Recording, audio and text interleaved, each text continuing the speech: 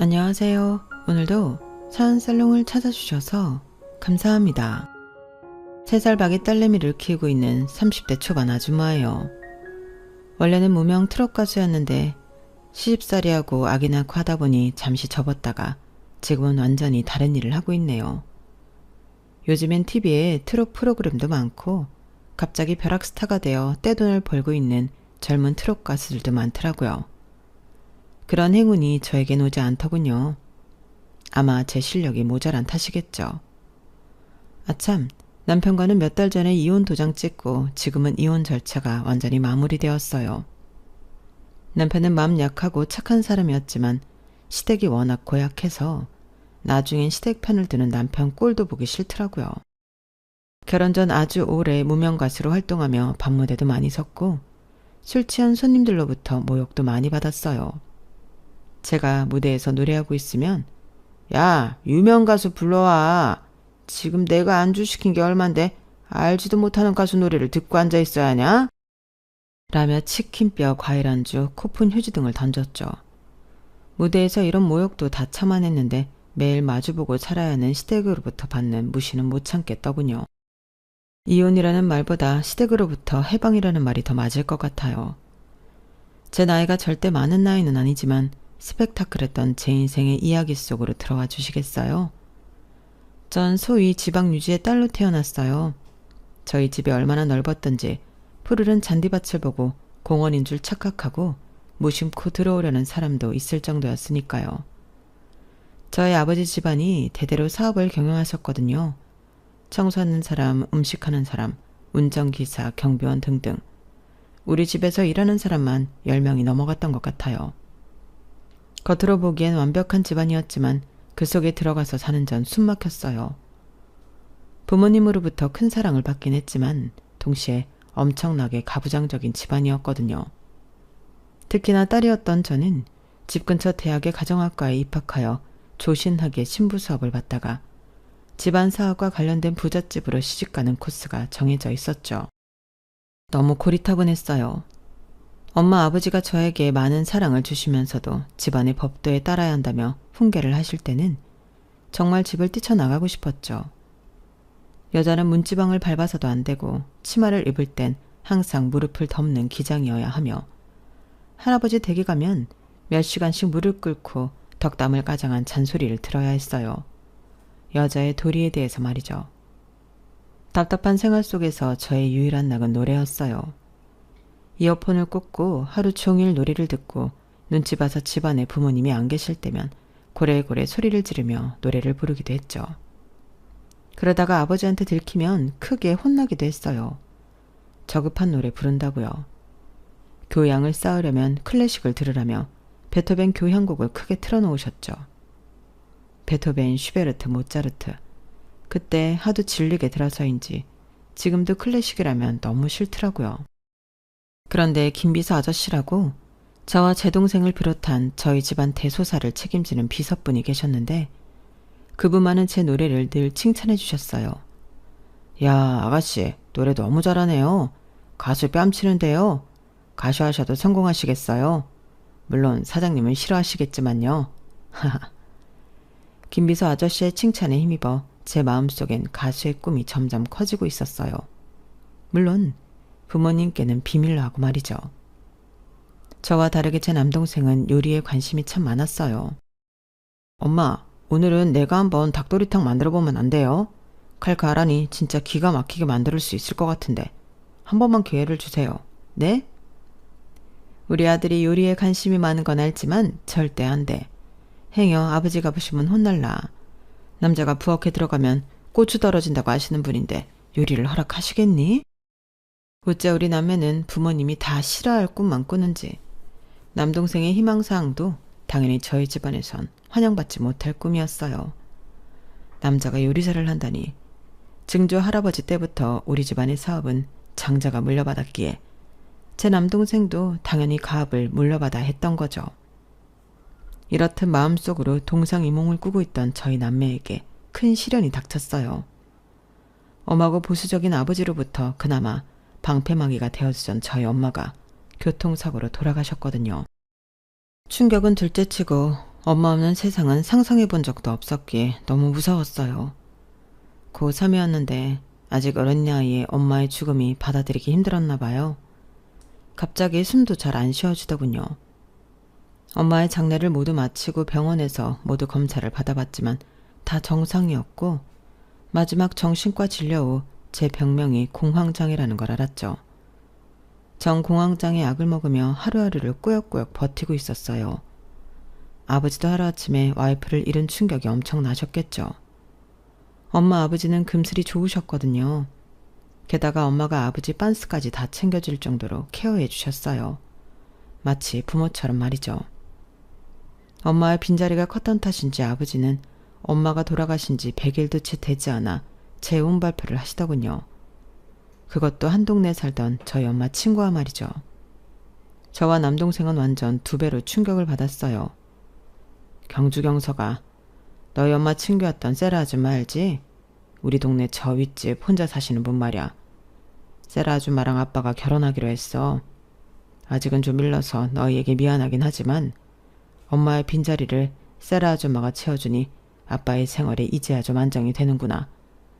너희가 우리를 이해해주고 재혼을 축하해줄 수 있겠니? 우리? 지금 아버지 세라 아줌마랑 우리라고 했어요? 아니, 엄마 돌아가신 지 100일밖에 안 됐는데 재혼이요? 어떻게 이러실 수 있어요? 우리한텐 늘 보수적으로 행동해놓고 아버지는 완전 개방적이네요? 그것도 엄마의 절친이었던 세라 아줌마하고? 그 아줌마는 독신주의라고 해놓고 아버지랑 결혼한대요? 아버지 돈을 원하는 거 아니에요? 너희가 받았을 충격 이해해. 하지만 무슨 말을 그렇게 예의 없게 하니 경주야.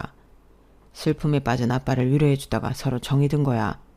그냥 순수하게 받아들여주면 안 되겠니? 아버지가 그렇게 사랑꾼인지는 처음 알았네요.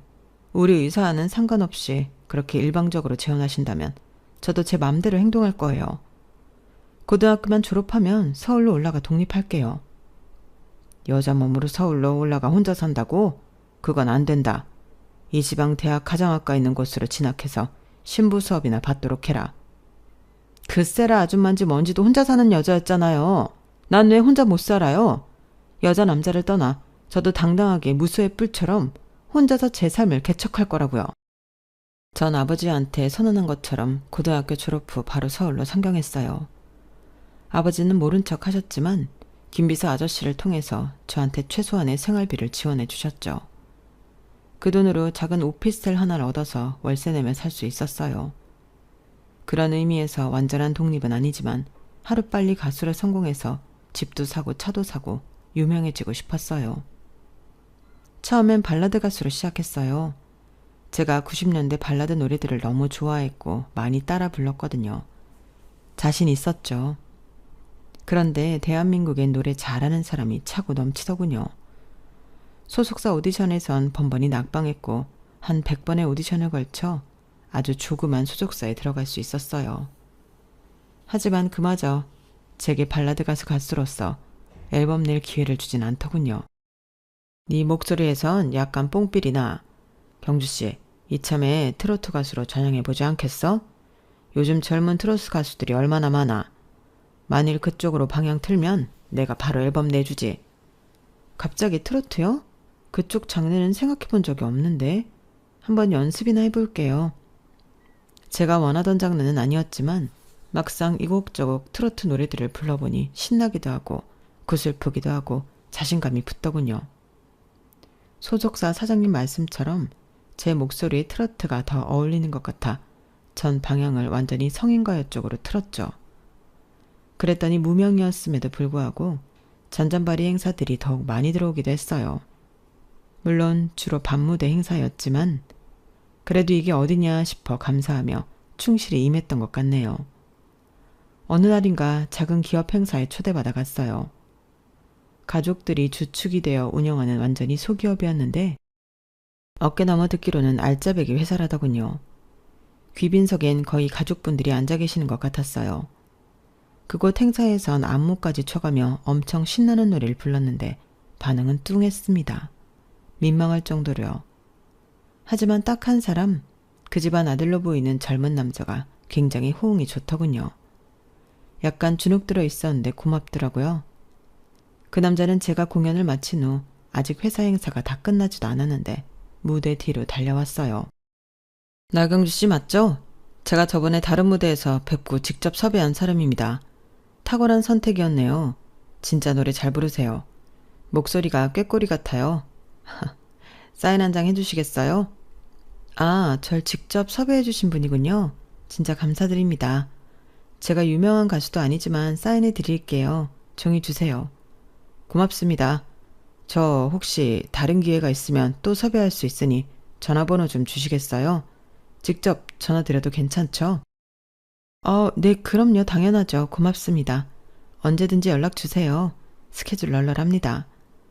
그 남자는 그렇게 제 번호를 따서는 그날 저녁부터 바로 연락을 하더군요. 스케줄 섭외를 목적으로 연락처를 알아갔지만 섭외는 한 건도 없었어요.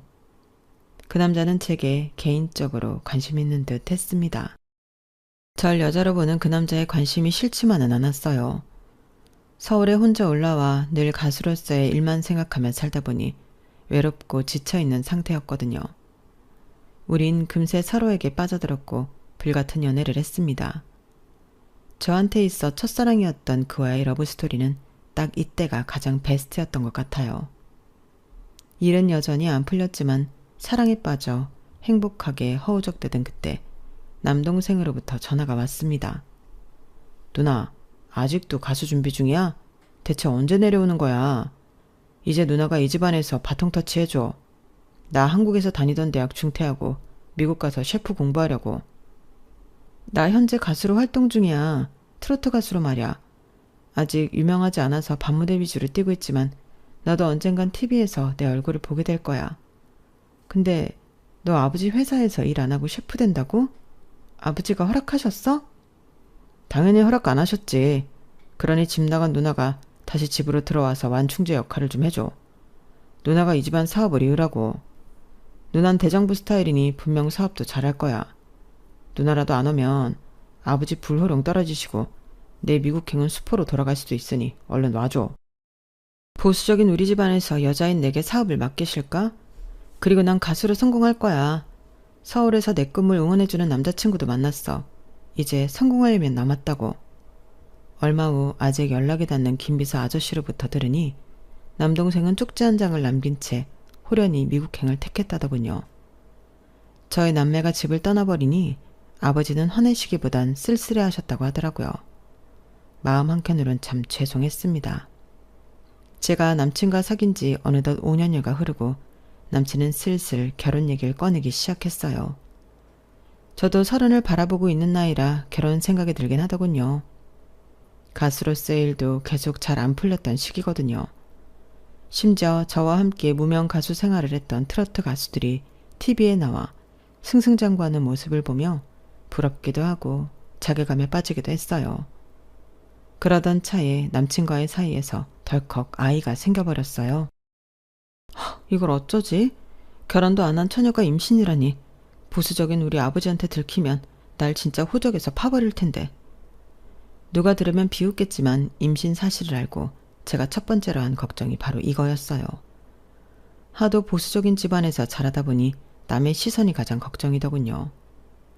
두 번째로는 아직 남친 집안에 인사도 제대로 안 드렸는데 덜컥 임신부터 했다고 하면 욕먹을 것 같았어요. 어쨌든 남친과 이 사실을 공유했죠. 자기야, 나 임신이래. 어쩜 좋아? 아직 자기 집 가족분들한테 내 얘기 안 꺼냈다며. 경주야, 임신이라고? 나한테 아기가 생긴 거야? 우리 집에 다 말씀드릴게. 아기가 생긴 것도 말이야. 잠깐만 기다려. 당장 말씀드리고 다시 자기한테 전화 줄게. 우리 부모님도 좋아하실 거야. 아참, 남친한테는 저희 집안이 괜찮게 산다는 얘기를 전혀 안 했어요. 듣자 하니 저희 집이나 남친 집이나 같은 직종의 사업인 것 같더라고요. 이 직업군이 되게 좁은 곳이라 한 다리 건너 다 아는 사람이거든요. 어머니는 돌아가시고 평범하게 사시는 아버지랑은 연락 끊고 지낸다고 했죠. 전 좁은 오피스텔에 혼자 생활하며 늘 아껴 쓰며 살고 있으니 어지간히 못 사는 집안 딸인가 보다 했을 거예요. 실제로 아버지랑은 사이가 틀어져 연락을 한참 동안 안 하고 지냈고 김비서 아저씨를 통해 살짝씩 보조받고 지내는 게 다였어요. 가수로 성공하기 전까진 집에 절대 돌아가지 않으리라 하고 다짐했던 저였기에 잘 사는 우리 집안 덕볼 생각은 추워도 없었죠. 저의 존재와 임신했다는 사실에 대해 가족들한테 얘기하고 연락 준다는 남친에겐 통 연락이 없었어요. 못 기다리고 제가 다시 전화해봤죠. 자기야, 왜 다시 연락 안 했어? 혹시 가족분들이 싫어하셔? 결혼 얘기도 꺼내봤어? 반대하시는 거 아냐? 우리 집안이 꽤 보수적인 집안이라 가수라는 말에 노발대 말하시네. 하지만 난 가족들이 반대해도 상관없어. 이제 자기랑 뱃속에 있는 우리 아기가 내 식구고 가족이니 내가 지킬 거야. 아, 하긴 내가 TV에 나오는 유명한 가수도 아닌데 싫어하실 수도 있지. 이해해. 근데 덜컥 임신해버려서 어떡하나? 아, 조심 좀 할걸. 신경 쓰지 마, 경주아. 내가 다 알아서 할 테니. 자기는 몸조리나 잘하고 있어. 반대하든 말든 끝까지 밀어붙일 거야. 남친은 본인 말대로 일단 혼인신고부터 밀어붙이더군요. 우리는 혼인신고 후 구청에서 주는 혼인신고 접수증을 들고 바로 남친 집으로 향했습니다. 엄마, 아빠, 이것 보세요. 저 경주랑 혼인신고부터 했어요. 이제 정식 부부예요. 저희를 인정해주세요. 남친의 엄마, 아빠, 여동생까지 눈이 휘둥그레지며 뛰쳐나오더군요. 일단 남친 엄마가 우리를 향해 소리쳤어요. 뭐? 난 미쳤냐? 저런 딴따란 년을 며느리로 들이란 말이냐? 우린 대대로 교양 있는 기업가 집안이다. 우리 회사 행사에서 춤추며 노래하던 여자라며? 아, 그때 클래식 행사나 진행할걸. 왜 저런 여자를 가수라고 불러가지고. 내 저 여자의 TV 나오는 거 단 한 번을 못 봤는데 저런 것도 가수라고 원? 남친 아빠도 한마디 거들더군요. 저딴 계집애랑 진짜 결혼해서 살 거면 너한테 이 회사 안 물려준다. 아빠 엄마가 딱 3년만 회사 경영하고 너한테 다 맡기고 우린 전원주택 내려가서 산다고 했잖냐. 가뜩이나 요즘 경기도 안 좋은데 회사에 자금이라도 될 수 있는 집안 딸내미를 데려와다 시원찮을 판에 뭐? 딴따라? 무명 트로트 가수? 지금 장난하냐 너? 결혼이 장난이야? 우리 사업 말아 먹을 거냐고. 엄마, 아빠, 경주 임신 극초기이니 심한 말씀 삼가주세요. 우리 애기가 듣겠어요. 경주랑 결혼한다고 우리 사업이 왜 망해요? 우리가 무슨 재벌기업도 아닌데 꼭 홈맥 찾아서 대릴사이처럼 팔려가야 해요? 결혼이 비즈니스인가요? 이미 혼인신고했으니 되돌릴 수 없어요. 저도 가만히 있을 수 없어 한마디 걷었어요. 어머님, 아버님, 초면에 신뢰가 많습니다. 이미 일이 이렇게 다 진행된 후에 결혼 말씀드려 죄송하지만 수영 씨와 오래된 인연이고 아기까지 생긴 마당에 어찌할 수 없으니 이해해 주세요. 그리고 가수는 오래된 저의 꿈이에요. 비록 무명이지만 딴따라라고 비하하지 마세요. 돈이 전부인가요? 수영 씨와 행복하게 살 겁니다. 허락해 주세요. 옆에서 안 입고 온 표정으로 듣고 있던 남친 여동생도 한마디 하더군요. 아니, 젊은 여자가 얼마나 나대고 오빠한테 꼬리를 쳤으면 울 오빠가 저렇게 눈을 희번떡거리며 엄마 아빠한테 대들까? 당신 대체 울 오빠를 어떻게 구워 삶은 거야? 임신 공격해도 유분수지. 아, 우리 집안에 저딴 여자가 들어오다니 재수가 없으려니? 뭐가 어째요? 초면에 말이 너무 심하시네요. 지금은 아버지랑 연 끊고 살고 있습니다만 저도 교육 잘 받고 자란 사람이에요. 누가 누굴 꼬셔요. 먼저 연락받아서 적극적으로 구해야 한 건 당신 오빠라고요. 앞으로 한 식구 될 사람한테 말 좀 가려하세요. 저도 가만히만 있지 않고 큰소리치니 남친 부모님들도 더 이상 크게 야단치진 않더군요. 저 망할 아들놈이 이미 임신이며 혼인신고까지 사고를 쳐놨으니 뒷수습은 부모 몫이지 뭐. 하지만 당분간 친척 어른들께는 비밀로 해라. 별로 알리고 싶은 며느리감도 아니니 다들 비웃으실라. 김수영, 니놈이 진정 저 여자애랑 결혼해서 살 거면 우리 집 지하방에 신혼살림 차리고 살아라. 딱 3년만 버티면 그때 인정해주마. 그때까지 누가 애기나 한번 보자고. 그때인 시아버지의 그런 말이 대체 무슨 말인지 이해가 안 됐어요. 하지만 시댁 지하방에서 진짜 3년을 버티는데 몸에서 사리가 나올 것 같더군요. 지금도 시댁 신혼방이었던 지하로 내려가는 계단을 생각하면 마치 지옥으로 가는 길같이 느껴져요. 가끔 악몽을 꿀 때는 꼭 그 계단이 나오더군요. 그래, 3년만 버티자. 그럼 시댁에서도 인정해 주시겠지. 그때까진 우리 아버지한테도 비밀로 하자. 어차피 인연 끊고 살고 있는데 가수로 성공한 것도 아니고 속도 위반으로 임신한 날 보면 더더욱 실망하실 거야. 이런 마음에 아버지한테도 혼인신고며 혼전 임신 사실을 말씀 안 드렸어요. 그때까지 연락하던 김비서 아저씨에게만 살짝 알려드렸죠. 김비서 아저씨, 저 경주예요. 지금껏 용돈 보내주신 거 감사해요. 저 남자친구랑 혼인신고하고 시댁에서 같이 살고 있어요. 임신도 했고요. 아, 정말요? 아가씨 축하드립니다. 매번 아가씨한테 보내드리는 용돈은 사장님께서 보내주신 거예요. 저한테 거부하지 않으셔도 됩니다. 안 그래도 제가 먼저 연락드리려 했어요. 이런 말씀 좀 그렇지만 제가 퇴사해서 다른 조그만 회사 임원으로 들어갔어요. 여기서 제 역할이 더 클 것 같아서요. 이제 아가씨와 연락 못할 것 같네요. 어머, 진짜요? 김비서 아저씨 능력 있으신 분이라 그 회사에서 픽업되셨군요. 축하드려요. 지금껏 절 많이 도와주셔서 감사드리고요. 나중에 기회 되면 한번 봬요. 제가 한턱 쏠게요. 어렸을 때부터 제 꿈을 지지해주던 키다리 아저씨 같은 김비서 아저씨와의 연락은 그게 마지막이었어요. 너무 아쉬웠죠. 이제 저의 친존 쪽 사람들과 연락하는 사람은 거의 없었거든요. 미국에서 셰프 공부를 한다던 남동생에게도 연락은 오지 않았어요. 임신까지 했는데 좀 서럽더군요. 이럴 때 친정엄마가 살아계셨다면 날 이렇게 방치하진 않을 텐데. 엄마의 따뜻한 사랑과 맛있던 음식이 미치도록 그리웠어요. 임신한 제 몸이 성치 않았기에 마음까지 나약했던 것 같아요. 게다가 시댁 지하방에 살면서 시댁 식구들한테 온갖 수모를 다 당했기에 스트레스는 극에 달했죠. 특히 시어머니의 말 공격이 늘 제 속을 뒤집어 놓았어요.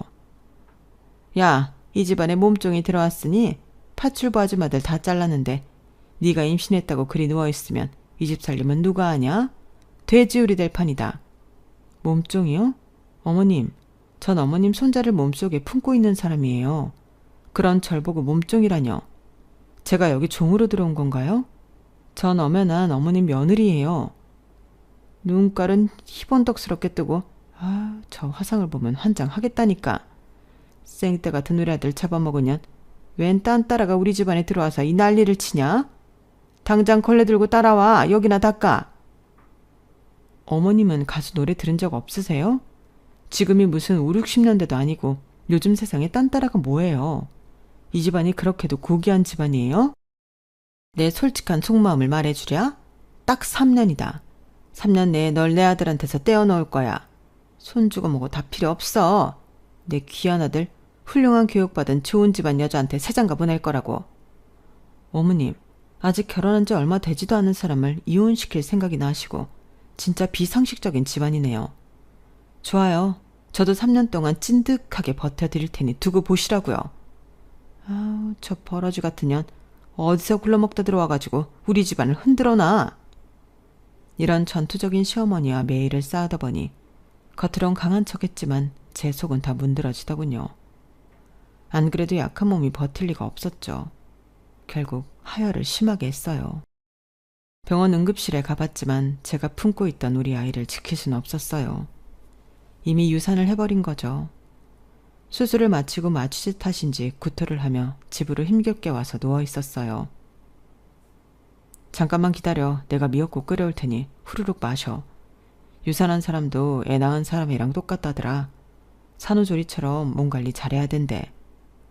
남편이 미역국을 끓이러 간 사이 신우이가 신혼 지하문을 열고는 한 소리 하더군요. 뭐야?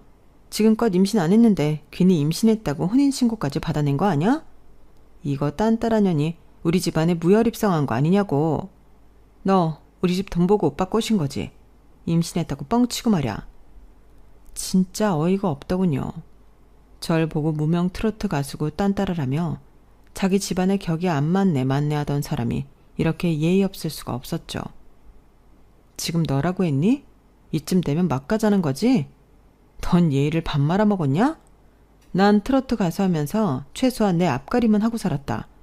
넌 백수주에 뭔 말이 많아. 어디서 새언니한테 반말이야?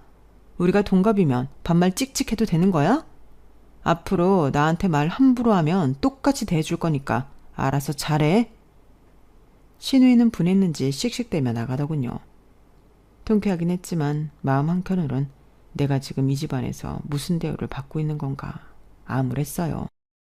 뱃속에 있던 우리 아이 지키려고 그리고 착하디 착한 남편 하나만 보고 이 집안에 들어왔는데 시댁 식구들은 막장 드라마에서나 보던 쓰레기 인성을 갖고 있었어요. 더럽고 칠칠 맞기 짝이 없던 신우이는 자기 생리혈을 여기저기 묻힌 입을 들고 와 나한테 빨라고 하더군요.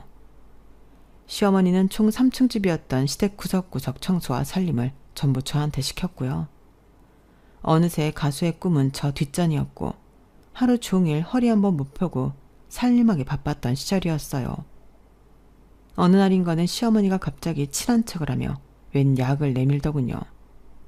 며느리야, 피곤하지? 이거 종합 비타민인데 아주 효과 좋더라. 한번 먹어봐라. 나도 방금 한 날 먹었다. 그래요? 네, 한번 먹어볼게요, 어머니. 고맙습니다.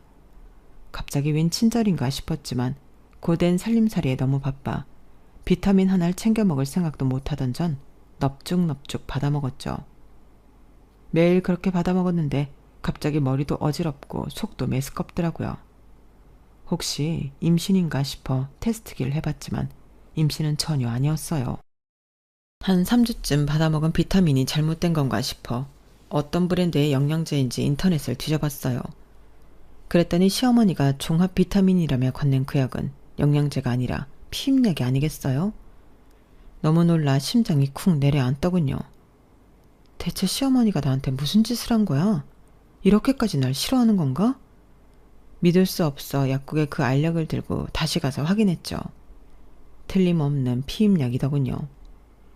이렇게까지 날 싫어하는 집안에서 내가 뭐하러 고된 노동하며 며느리 노릇하나 싶어 남편한테 이 사실을 말하고 집을 나가기로 결심했어요. 자기야, 나 이 집 며느리 노릇 더 이상 못하겠어. 나중 되면 아두 날 지도 새도 모르게 죽일 수도 있는 집안이더라고. 여기? 대체 갑자기 그게 무슨 말이야. 우리 식구들이 자기를 죽이기라도 한단 말이야? 말이 너무 심한 거 아니냐? 오늘 무슨 일이 있었어? 또 우리 엄마랑 싸운 거야? 싸우긴 뭘 싸워. 맨날 자기네 식구들한테 일방적으로 당하지. 어머님이 아주 신박한 일을 벌이셨어. 내가 아기를 갖는 걸 극도로 싫어하셨나 봐. 나한테 한 3주간 피임약을 먹이셨더라고. 친절하게 비타민이라고 속이면서까지 말야. 뭐라고? 우리 엄마가 그런 행동을 하실 분은 아니야. 자기 잘못한 거 아니야? 지금 자기 엄마 편 드는 거야? 내가 무슨 막장 드라마에서나 나올 법한 이런 짓을 꾸면서 얘기한다는 거야. 적어도 첫 번째로 날 위로해야 하는 거 아니냐고. 난 완전 테러를 당한 거라고. 다 필요 없고 이렇게는 못 살아. 더 이상 이 집안에 발붙이고 싶지 않아. 내가 무슨 기생충도 아니고 대저택의 지하방에 숨어 살아야 해? 나 집 나갈 거야. 끊어. 전 일방적으로 전화를 끊고 전원도 다 꺼버린 채 고속버스를 타고 아무 곳이나 가버렸어요. 동해 쪽 바다가 나오더군요. 허름한 여관에 들어가 한참 울었죠. 돌아가신 친정 엄마가 너무 보고 싶었어요. 그때 당시는 완전히 고아가 된 기분이었어요. 제 하소연을 들어줄 사람은 아무도 없었으니까요. 먹지도 씻지도 않은 채 시체처럼 영화방에 누워있는데 며칠이 지났을까. 경찰이 남편과 함께 들이닥치더군요. 알고 보니 실종 신고를 한 남편이 CCTV 다 뒤져 제가 간 곳을 찾아낸 거였어요. 여관방에서 남편과 전 서로 한참을 부둥켜 안고 울었죠. 저는 남편을 붙잡고 사정했어요. 제발 시댁이랑 인연 끊고 그 집에서 나와서 우리 둘만 살면 안 될까? 난 밤무대라도 뛰면서 알바하고 자기는 붕어빵 장사라도 하면 되잖아. 뭐든 하면 우리 둘 못 먹고 살겠어? 정말 미안해 경주야. 네가 이렇게까지 힘들어하는 줄 몰랐어. 하지만 난 가족을 버릴 수 없어. 더군다나 요즘엔 경기가 안 좋아서 회사 사정도 같이 무너지고 있어. 경영 일선에 능력 있는 외부 인사도 영입하고 최대한 총력을 기울이고 있다고. 지금 내가 회사 나오면 우리 가족 다 망해버릴지도 몰라. 조금만 참아줘. 정말 미안해. 바보같이 남편과의 인연을 그때 딱 떼내고 저 혼자 그 여관방을 나와 무명 가수 생활이라도 계속하면서 살았어야 했는데 그놈의 정이 뭔지 다시 그 지옥 같은 시댁으로 들어가고 말았네요. 1년 후 전 다시 임신을 했고 건강하게 딸아이를 출산했어요. 그때쯤 시누이도 집안에서 정해준 남자와 선을 보고 결혼을 해서 아들을 출산했죠. 야 며느리야, 네가 뭔데 이 주에 350만 원짜리 산후조리원에 들어간다는 거냐? 집안 거덜내려고 작정했냐? 겨우 딸 하나 낳아놓고 몇백만 원짜리 호화로운 산후조리를 하겠다는 거냐? 안 돼. 서울 외곽에 이 주에 150만 원짜리 하나 있더라. 거기 들어가라. 어머님, 제가 모아놓은 돈으로 산후조리 하겠다는데 무슨 상관이세요? 그리고 요즘 산후조리원 비용 다 저 정도 해요. 돈 아끼겠다고 무슨 서울 외곽까지 가나요? 네가 이 시애미 말을 곱게 처먹으려니 아니지. 됐다. 시어머니는 혀를 차며 갓 출산한 시누이한테 전화를 걸더군요. 그래 우리 공주 예약해놓은 산후조리원은 잘 들어갔니? 2주에 3천만 원이라고? 그까지 돈 아끼지 말고 팍팍 써라. 떡두꺼비 같은 아들 낳느라 고생했는데 우리 공주는 충분히 그럴 자격 있지. 2주에 3천이라니. 본인 딸은 초호와 산후조리원 예약해줬으면서 며느리는 10분의 1 가격인 곳에 간다는 것도 반대하다뇨. 친정엄마 없는 사람 서러워서 눈물이 다 나더군요. 어찌저찌 눈물의 산후조리를 하고 시댁으로 돌아왔습니다. 당장 시아버지의 칠순잔치가 있었기에 시댁 식구들은 모두 바빴어요. 시아버지가 사먹는 음식 싫어한다고 집에서 치른다고 하더군요. 거의 일주일 전부터 무슨 벼락치기 하듯 피치 흘려 바쁘게 준비했던 것 같아요. 칠순잔치 당일날 전 그래도 며느리 역할을 다하기 위해 머리를 쭉 찌고 한복도 곱게 입었어요. 한 번도 보지 못한 손님들이 정말 많이 오셔서 집안은 북적북적했어요. 이제 아기도 낳았으니 이 집안 정식 며느리지 뭐. 이런 마음으로 시댁 쪽 친척 어른들과 손님들께도 예의를 다 갖췄죠. 한참을 움직이고 상 끄트머리에서 겨우 밥 한 술 뜨려는데 시누이가 또 한 소리 하더군요. 돈 없는 딴따라 주제에 겸상하려 들어? 확 부하가 치밀어 오르더군요. 아니 아가씨, 손님들 많이 계신데 말본새가 그게 뭡니까? 난 이 집안 정식 며느리예요. 입 조심하세요. 뭐야? 여기 우리 남편이랑 다 있는데 저 기집년이 진짜. 시누이는 본인 남편이며 시댁 식구들까지 다 있는 자리에서 자기한테 모욕을 줬다며 식탁 글라스에 있던 맥주를 저한테 확 뿌리더군요. 순간 너무 놀란 나머지 전 완전 얼음이 되고 말았죠. 칠순 잔치에 온 손님들이 모두 저만 바라보더군요.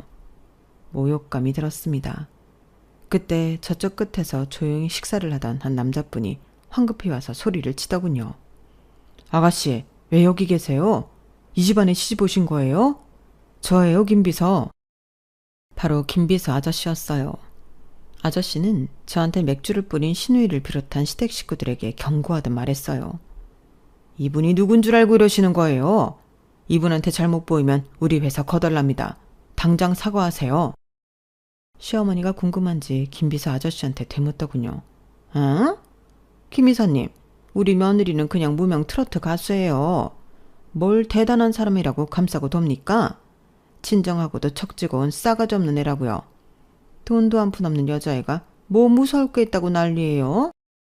지금 이 회사를 차지우지하는 가장 큰 기업이 어딘 줄 잘 아시죠? 우리 회사 목숨줄 쥐고 있는 기업 말이에요.